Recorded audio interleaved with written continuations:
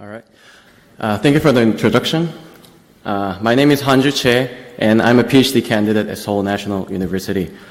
Today I will be talking about wall-based space manipulation technique. This work was done with my colleague Jeong-in Hwang, who are also at the Seoul National University, and as part of the HCI lab working with Professor Jinwook. So I'll jump right into important questions. Nowadays there are a lot of AR applications, so how do we interact with virtual objects in AR?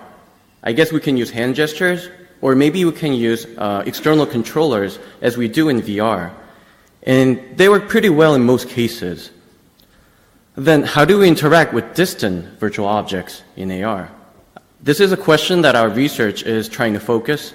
In particular, we are interested in moving nearby objects far away and bringing far objects closer. So to make it easier to understand, let's say we want to move a nearby soda can, which is virtual by the way, to a far corner of another table. So the most intuitive way would be grabbing the can and then walking towards the table as we do with real objects. However, if we don't want to move because, including myself, we're all lazy, so we can use a remote manipulation technique. Here's an example of using a hand center manipulation technique.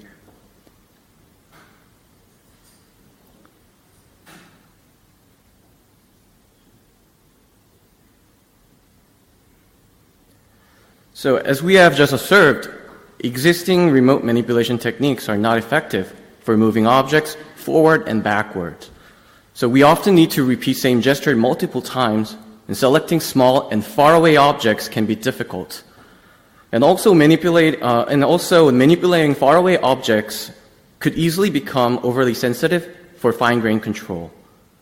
Also, due to the limitation of human perception, recognizing exact positions of virtual objects is more difficult than those of the real ones, and it gets even worse when they are farther away. So for example, we intentionally placed a soda can off the table using the Microsoft HoloLens. However, from far away, it seems like this can is right on the table, and we don't want this to happen.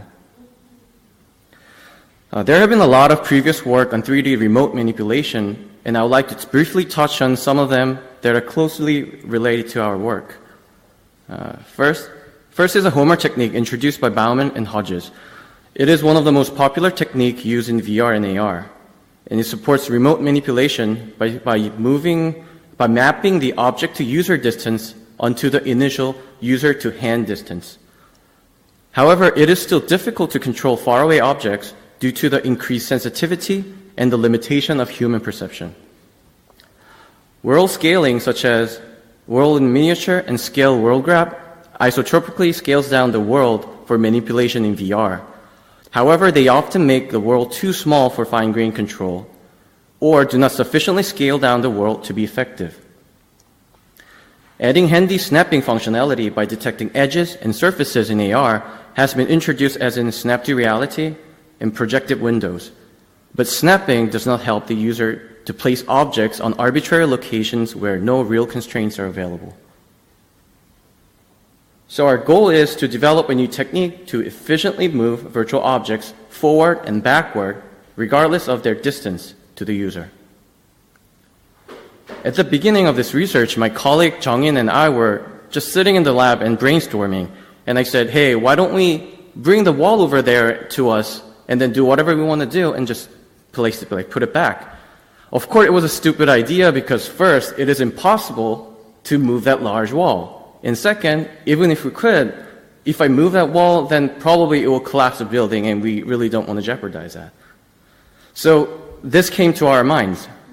This clip is from the movie Doctor Strange, where his astral body comes out from his real body and somehow affects the real world.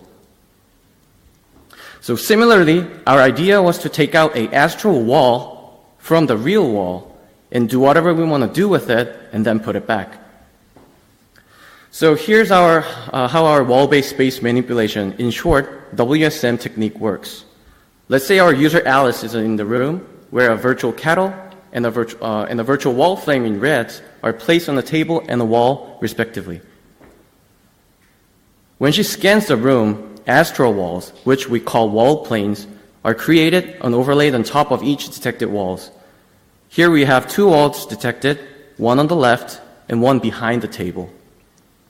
Also, mesh lines are drawn on the surface of the detected real objects, such as a table and a shelf.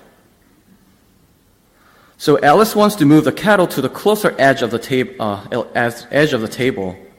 So she first drags a wall plane in the front to squeeze a space between herself and the wall. All the wall planes, virtual objects, and surface meshes of the real objects are moved and scaled accordingly. Then in the reduced space, she moves the kettle to the closer corner on the surface mesh of the table. As the space is reduced, she only needs to move for a small distance.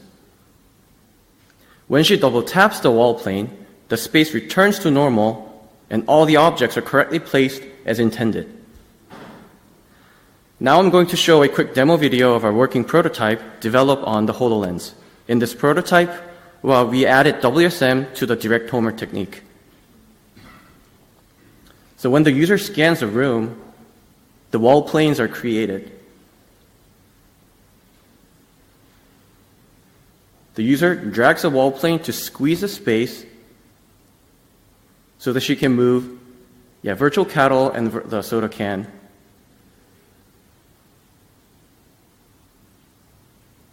With smaller motion. Double tapping the wall plane brings the space to initial, bring it back to the initial position.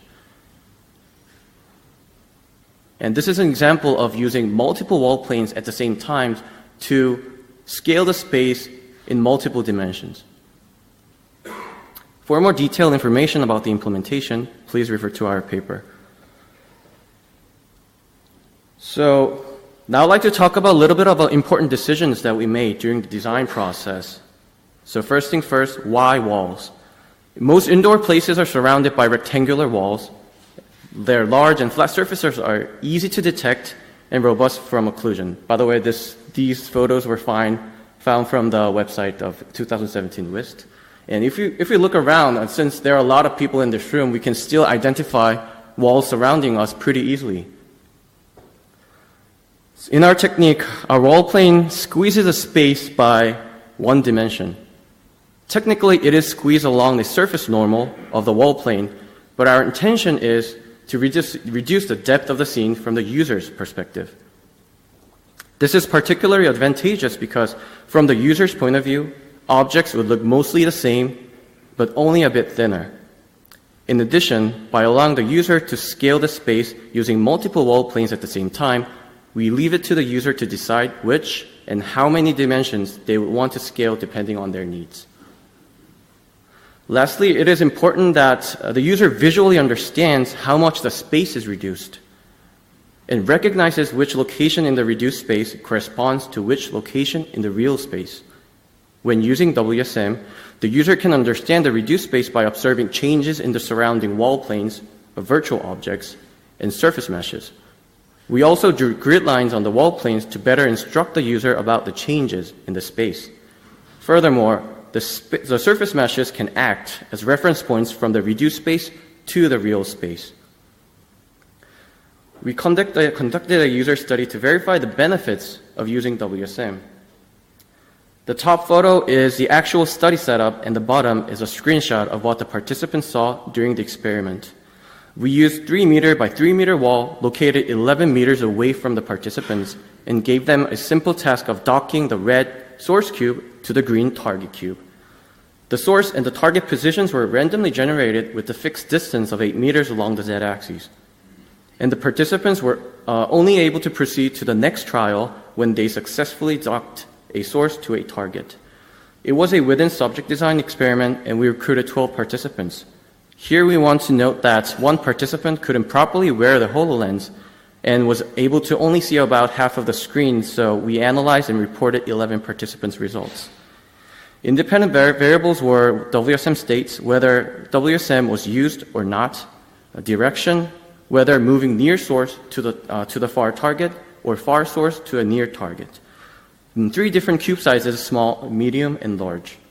We control other variables because we mainly wanted to see the effect of WSM. We measure performance time, hand travel distance, and SUS. Each participant performed 48 trials, and a total of 528 trials were recorded. We analyzed the results of the test completion time and hand travel distance using three-way arm ANOVA and pairwise comparison with one-Ferroni correction. When WSM was used, the participants completed the tasks significantly faster and moved their hands significantly less. When the direction was near to far, the participants performed significantly worse with more hand movement. And the participants completed the tasks significantly faster when the cube size was large. We also analyzed SUS scores. The average SUS score was better with WSM than without. However, the difference was not significant. There were also many interesting interactions that were statistically significant. These three indicate that WSM was more consistent and reliable even when there were changes in direction and cube sizes. Blue line is when WSM was enabled, and orange line is when it was disabled. And these two indicate the moving small cube from near to far without WSM was extremely difficult. We believe there are two major reasons for this. First, the Homer technique is overly sensitive when the objects are far away. And second, it is difficult to recognize exact positions of distant objects due to the limitation of human perception. Moving the cubes near to far without WSM also showed interesting three-way interaction where the participants moved their hands more even with large cubes. We strongly believe such unreliable results are the reason why we need to use our WSM technique, especially when we move near objects to far away. Now I'd like to discuss important insights that we have. The results of the completion time and the hand travel distance indicate that when WSM is applied to the direct Homer technique, the user moved the objects forward and backward more efficiently with less arm fatigue. Also, the results of the significant interactions indicate that the direct Homer technique without WSM significantly suffered when the objects were small or task was moving nearby objects far away. By contrast, when WSM was applied, the performance was consistently high overall. We were also able to gain feedback from the participants about how they felt when they interacted with the wall planes. All participants well understood the concept of the WSM, and the wall planes helped them recognize the positions and the distances of the objects within the reduced space. WSM is intended to be flexible. It lets the user to decide on which and how many wall planes they want to use depending on their needs. In addition, although we implemented our prototype on the HoloLens, WSM is not limited to the direct Homer technique or the HoloLens, and it can be applied to various techniques and devices in a non-intrusive way.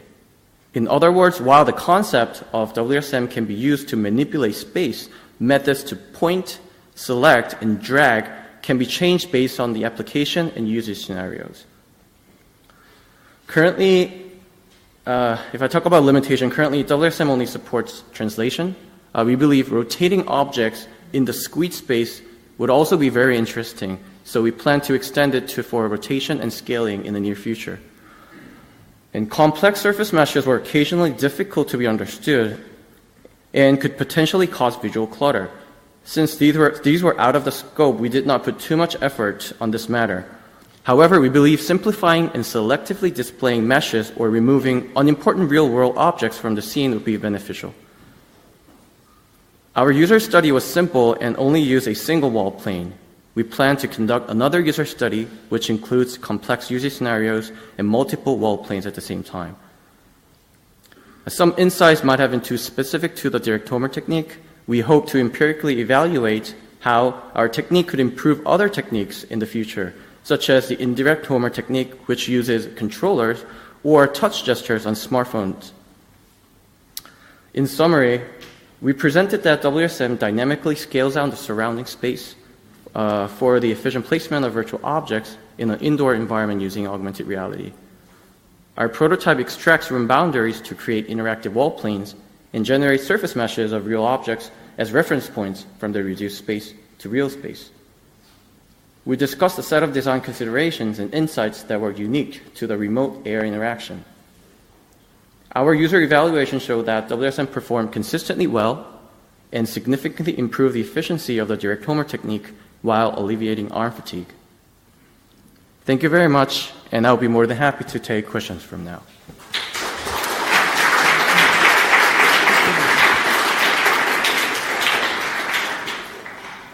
Questions?